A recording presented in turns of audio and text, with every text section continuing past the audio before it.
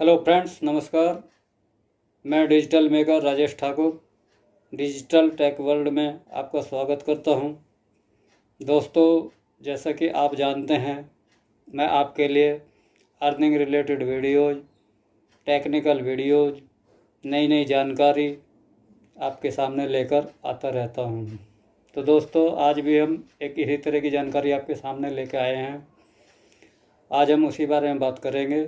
दोस्तों, आज हम बात करेंगे कि जब हम अपना मकान बनाते हैं तो हमें उसमें कितने ठेकेदारों की ज़रूरत पड़ेगी, ये कितनी तरह के मिस्त्रियों की हमें ज़रूरत पड़ेगी, किस किस तरह के काम के लिए हमें किस किस कॉन्ट्रैक्टर की ज़रूरत पड़ेगी, यानी हमें कितने ठेकेदार चाहिए, किस तरह के चाहिए और किस काम के लिए चाहिए।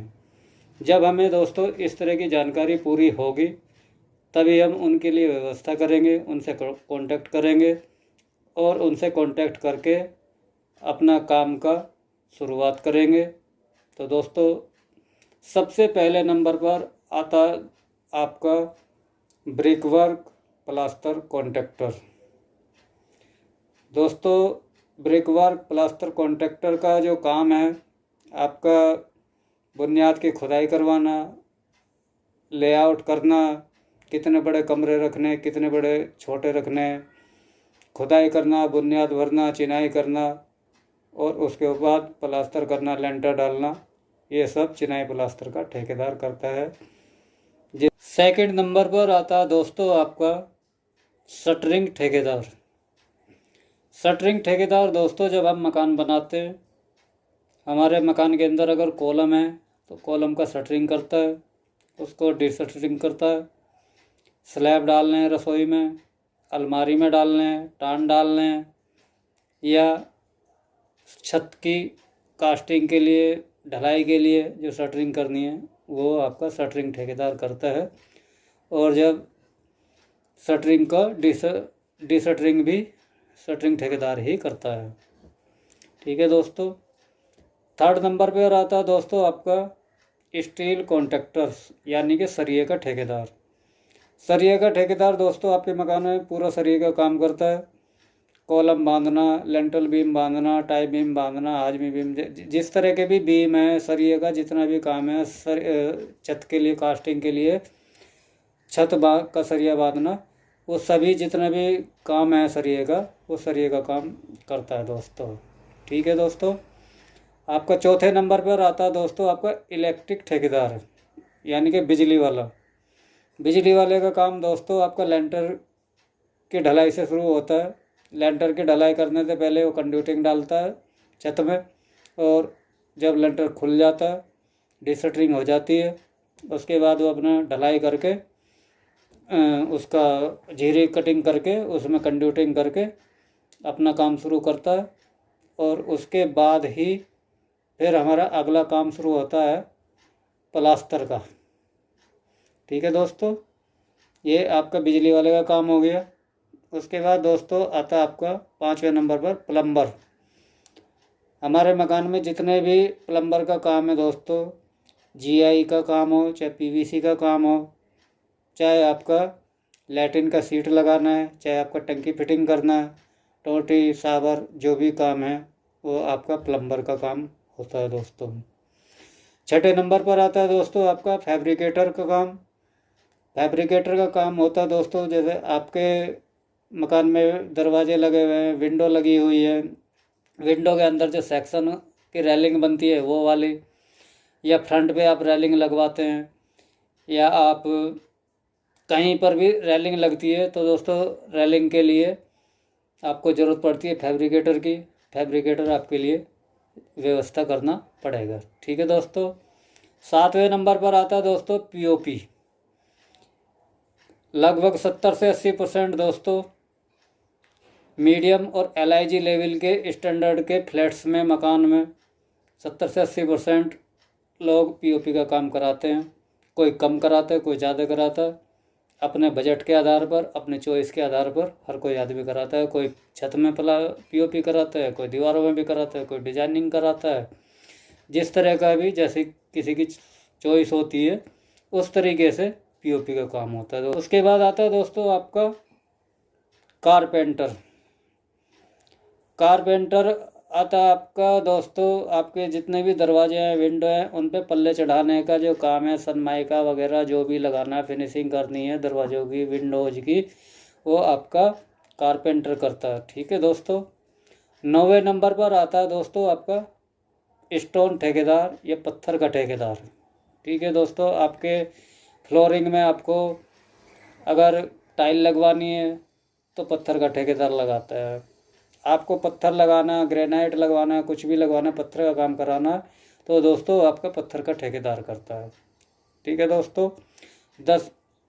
10वें नंबर पर आता है दोस्तों आपका पेंटर।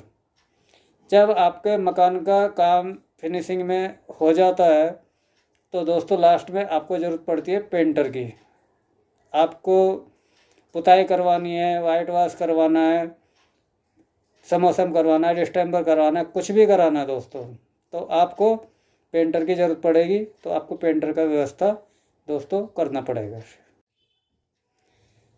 ये आपके 10 तरह के ठेकेदार थे दोस्तों। ये आपके मीडियम और LIG लेवल तक के जितने मकान या फ्लैट बनते हैं उनमें इन सभी तरह के 10 ठेकेदारों की ज़रूरत पड़ती है। ठीक है दोस्तों। उससे आगे चलते हैं हम हाई राइज बिल्डिंग में या हॉस्पिटल्स में, या जो बड़ी बिल्डिंगें होती हैं उनमें आपके 5 कॉन्ट्रैक्टर्स और बढ़ जाते हैं। उसमें पहले नंबर पर आता है दोस्तों ग्लास वर्क, यानी कि 11वें नंबर पर आता है आपका शीशे का वर्क। जो बड़ी बिल्डिंग्स होती हैं उनमें 80 से 90% दोस्तों बिल्डिंग्स ऐसी होती हैं जिनमें शीशे का काम ज़्यादा होता है, उनमें शीशे का ठेकेदार अलग से रखना होता है। जो छोटे मकान होते हैं उनमें थोड़ा बहुत शीशे का काम होता है, उसको कारपेंटर भी कर देता है, लेकिन उसके लिए जो बड़े काम हैं उनके लिए अलग से ठेकेदार रखना ही अच्छा रहता है। ठीक है दोस्तों। तो 11 नंबर पर आपका ग्लास ठेकेदार हो गया। 12 नंबर पर हो गया दोस्तों 12वां जो कॉन्ट्रैक्टर आपको ज़रूरत पड़ेगा वो इंटीरियर डिजाइनिंग के लिए ज़रूरत पड़ेगा।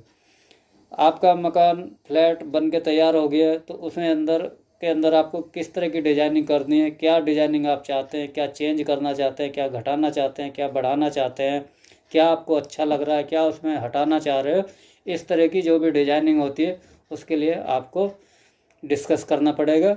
और उसके लिए कंसल्टेंसी से भी आप ले सकते हैं डिस्कस, आर्किटेक्ट से भी ले सकते हैं, किसी से भी, जिससे इस तरह से आपको कांटेक्ट करना पड़ेगा और आप इंटीरियर का काम कराएंगे। ठीक है दोस्तों। उसके बाद आता है दोस्तों 13 नंबर पर आपका फायर फाइटिंग सिस्टम। जो फायर फाइटिंग के पाइप हैं, कनेक्शन है, जो लाइन है, जो हाई राइज बिल्डिंग होती है, बड़ी बिल्डिंग होती है दोस्तों, उनमें फायर फाइटिंग का व्यवस्था करना मस्ट होता है। और फायर से बचने के लिए ये सिस्टम ज़रूरी है। तो दोस्तों ये भी मस्ट है, ये हमें इसका व्यवस्था करना पड़ता है और चाहिए। ठीक है दोस्तों। उसके बाद आता है 14 नंबर पर आपका AC। जो AC दोस्तों बड़ी बिल्डिंग्स में आजकल मीडियम स्टैंडर्ड में भी बहुत ज़्यादा AC का इस्तेमाल हो रहा है दोस्तों, लेकिन हाई राइज बिल्डिंग में HIG लेवल की जो बिल्डिंग होती है उनमें तो सभी जगह होता ही है। ठीक है दोस्तों। तो AC का वर्क करने के लिए AC वाला अपना काम करेगा। ठीक है। और उसके सब काम होने के बाद में दोस्तों तब आता है आपका फॉल सीलिंग। फॉल सीलिंग ज़्यादातर फ्लैट्स में लगती है। जब सब काम निपट जाते हैं उसके बाद फॉल सीलिंग होती है लास्ट में। उसके बाद थोड़ी बहुत जो पेंटिंग का काम बचता है वो पेंटिंग का काम निपट जाता है। और उसके बाद में आपका ये 15 पॉइंट्स हो गए। इस तरह से दोस्तों आपका बिल्डिंग बन के तैयार होता है। इतने लेबर की, इतने तरह के ठेकेदार की, इतनी तरह के आदमियों का हमें मैनेजमेंट करना पड़ेगा। अब दोस्तों आप कहेंगे कि साहब हमने 15 ठेकेदार तो किसी को ढूंढते हुए नहीं देखा है।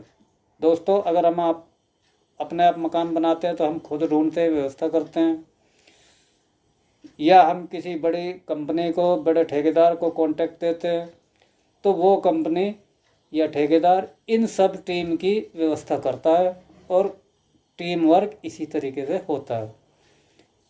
ठीक है दोस्तों। तो आज की वीडियो में इतना ही है।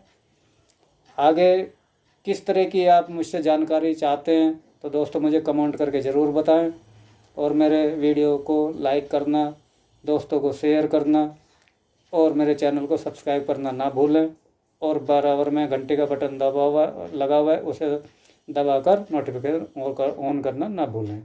तो दोस्तों इसी तरह की नेक्स्ट वीडियो में जल्दी आपसे मिलूँगा। तब तक के लिए नमस्कार, जय हिंद, जय भारत।